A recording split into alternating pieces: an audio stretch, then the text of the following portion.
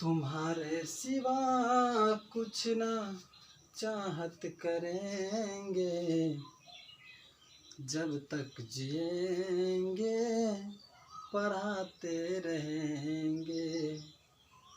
Hello तो दोस्त, आपका अपना यूट्यूब चैनल शर्मा एजुकेशन पर पुनः आप लोगों का स्वागत है।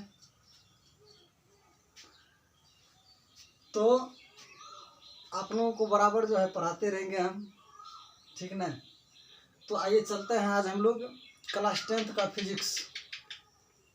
तो क्लास 10th का जो फिजिक्स आज हम लोग चलेंगे, उसका आज टॉपिक होगा कि गोल दर्पण से संबंधित पद, गोल दर्पण से जो रिलेटेड टर्म्स हैं, स्फेरिकल मिरर से जो रिलेटेड टर्म्स हैं, उस टर्म्स के बारे में पढ़ेंगे। क्या सब टर्म्स आता है गोल दर्पण से संबंधित, ठीक ना, पद क्या सब आता है। तो देखिए, मैंने एक गोला बनाया, स्फेयर बनाया, ठीक है ना। तो इससे पहले वाले वीडियो में मैंने दे चुका था कि गोला दर्पण किसे कहता है, दर्पण के बारे में टोटल बताया गया था, ठीक ना। दर्पण से संबंधित सब चीज़ बताया गया था। यहाँ देखिए उसका पद जानेंगे कि गोला दर्पण में क्या सब पद आता है, ठीक है ना। अब देखिए, एक स्फेयर बनाया तो आप लोगों को बताया गया था वहाँ कि यह जो होता है, जो अंदर वाली भाग होती है, पॉलिश होती है, बाहर वाली भाग क्या होती है, प्रकाश का परावर्तक। तो वह क्या होता है, उत्तल दर्पण। ये क्या हो गया, अवतल दर्पण। बाहरी भाग पॉलिश, अंदर वाला भाग क्या, प्रकाश का परावर्तक है। यह अवतल दर्पण है, यह क्या, उत्तल दर्पण। ये गोले का भाग है। अब पहला हम लोग चलते हैं कि यहाँ से स्टार्ट करते हैं वक्रता केंद्र से। कहाँ से, वक्रता केंद्र से। आप लोग समझेंगे, बिल्कुल समझ में आएगी बात। देखिए, पहला सवाल है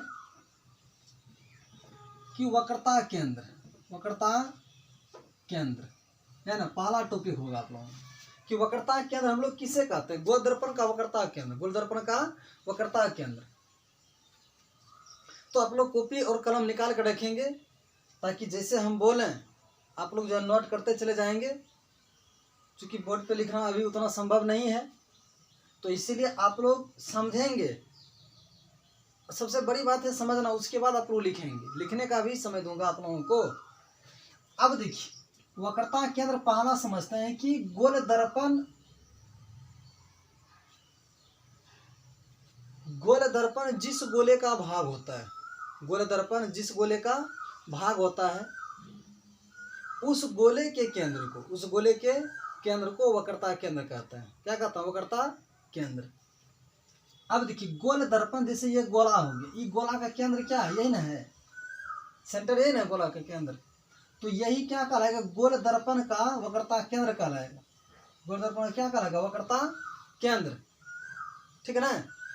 इसको हम लोग सी से डिनोट करते हैं। किससे डिनोट करते हैं, सी से। वक्रता केंद्र को किससे, सी से। यानी गोल दर्पण जिस गोले का भाग होता है, गोल दर्पण जिस गोले का भाग होता है, तो यह जो अवतल और उत्तल है, तो गोल दर्पण का ही भाग है ना, गोले का ही भाग है ना।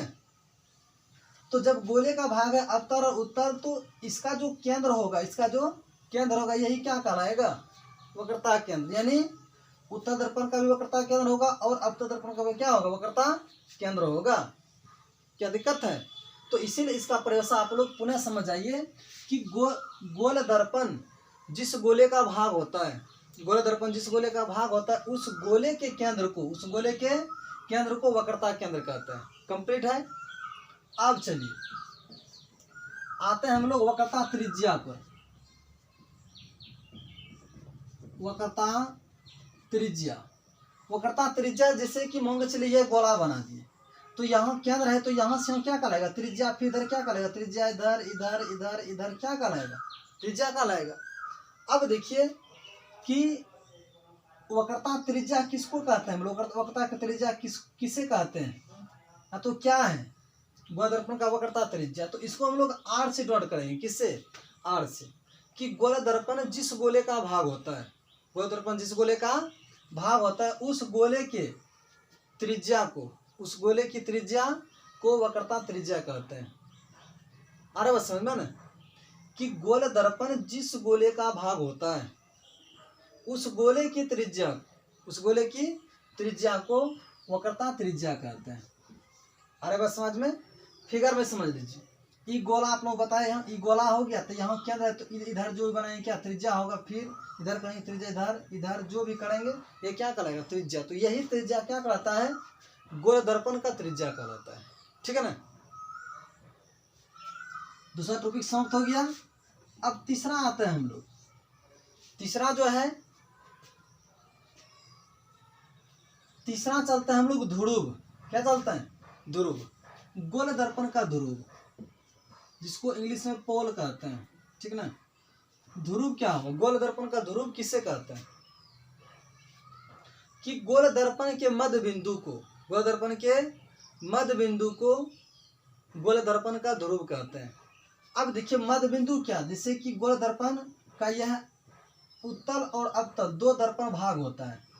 इसका जो मध्य बिंदु होगा, इसका क्या होगा, मध्य बिंदु, मिडल पॉइंट जो होगा, यही क्या कहलाएगा, गोल दर्पण का ध्रुव कहलाएगा। इसीलिए गोल दर्पण का ध्रुव का हम लोग डिफिनीशन देते हैं, परिभाषा की, गोल दर्पण के मध्य बिंदु को, गोल दर्पण के मध्य बिंदु को दर्पण का क्या कहता है, ध्रुव कहता है, दर्पण का ध्रुव कहता है। ठीक है ना, गोल दर्पण के मध्य बिंदु को क्या कहता है, दर्पण का ध्रुव कहता है, दर्पण का ध्रुव। तो यह ध्रुव जो होगा, यह उत्तर के लिए काम करेगा ध्रुव, यह अवतल के काम करेगा। यह जो पी पॉइंट का आता है क्या कहलाएगा, अवतल के ध्रुव कहलाएगा। यह किसके लिए, उत्तल के लिए ध्रुव कहलाएगा। ठीक है ना, तो गोल दर्पण के मध्य बिंदु को दर्पण का क्या कहते हैं, ध्रुव कहते हैं, या तो दर्पण के मध्य बिंदु को दर्पण का ध्रुव कहता है। इससे भी लिख सकते हैं, चलेगा। इसे किसे करता है, पी से, और वो करता है त्रिज्या को आर से, वो करता है केंद्र को सी से। क्या दिक्कत है ना। अब देखिए आगे बात आता है कि मुख्य अक्ष या प्रधान अक्ष, प्रिंसिपल एक्सिस। ठीक है ना, कि मुख्य अक्ष या प्रधान अक्ष किसे कहते हैं। बिल्कुल सिंपल सी बात कि दर्पण का, गोल दर्पण का ध्रुव और वक्रता केंद्र को मिलाने वाली रेखा को मुख्य अक्ष या प्रधान अक्ष कहते हैं। मुख्य अक्ष या प्रधान अक्ष कहते हैं। ये जो वक्रता केंद्र है और इसका जो ध्रुव है, फिर उत्तर यदि समझेंगे तो इसका क्या होगा, वक्रता केंद्र, इसका क्या होगा, ध्रुव। वक्रता केंद्र और ध्रुव को मिलाने वाली रेखा, वक्रता केंद्र और ध्रुव को मिलाने वाली रेखा क्या कहते हैं, गोल दर्पण का मुख्य अक्ष कहते हैं। गोल दर्पण का मुख्य अक्ष कहते हैं। इसीलिए इसका डेफिनेशन आप लोग सुन लीजिए कि गोल दर्पण का ध्रुव और वक्रता केंद्र को मिलाने वाली रेखा को क्या कहते हैं, गोल दर्पण का मुख्य अक्ष कहते हैं। कंप्लीट है। चौथा टॉपिक था मुख्य अक्ष, मुख्य अक्ष। अब पांचवा टॉपिक में आप लोगों को लेकर आते हैं कि दर्पण का द्वारक, दर्पण का द्वारक, कि दर्पण की जो चौड़ाई होती है, दर्पण की क्या होती है, जो चौड़ाई, थोड़ा सा आप लोगों को अलग फिगर में समझा देते हैं।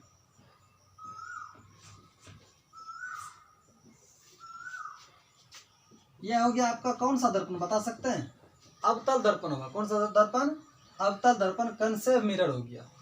जब कनसेव मिरर होगा अवतल दर्पण, इसका बाहरी भाग पॉलिश, अंदर वाला भाग क्या होता है, प्रकाश का परावर्तक। अब इसके लिए द्वारक क्या हो जाएगा, जो यहां से मान के चलिए ये आपका P हो गया और यहाँ आपका Q हो गया। ठीक है ना, तो यहां से यहां तक जो दर्पण की चौड़ाई हुई या तो हुआ, ठीक है ना, इसी को क्या कहेंगे, दर्पण का द्वारक कहेंगे। क्या कहेंगे, दर्पण का द्वारक। आ रही बात समझ में ना। तो यहां से लेकर के यहां तक जो होगा दर्पण का द्वारक कहलाएगा। फिर ये तो अवतल के लिए। अब उत्तल के लिए यदि हम लोग फिगर ऐसे समझेंगे तो इसका अंदर वाला भाग पॉलिश होता है, बाहरी भाग प्रकाश का परावर्तक होता है। तो इसकी जो फिर चौड़ाई होगी यहां से यहां, ठीक है ना, इसको दर्पण का द्वारक कहेंगे। दर्पण का क्या कहेंगे, द्वारक कहेंगे। दर्पण का द्वारक बोलना है, क्या दिक्कत है। तो दर्पण की चौड़ाई को क्या कहता है, दर्पण का द्वारक कहता है। सिंपल सी बात, सीधी भाषा में समझिए, क्या दिक्कत। आशा है कि आप लोगों को यह समझ में आया होगा। धन्यवाद।